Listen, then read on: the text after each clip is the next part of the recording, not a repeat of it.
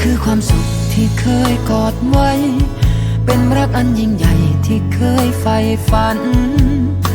แต่ฝันของเราไม่เท่ากัน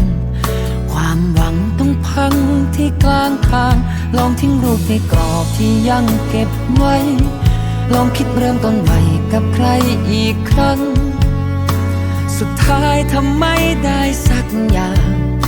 มันฝังใจอยู่แค่เธอสมองต้องการจะลืมเธอไปแต่ใจฉัน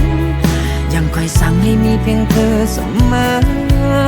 พยายามจะลืมเท่าไรยิ่งพร่ำเพ้อ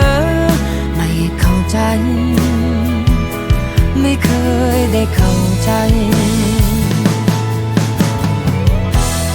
การเวลาคงหาวิธีเยียวยาฉันไม่เจอ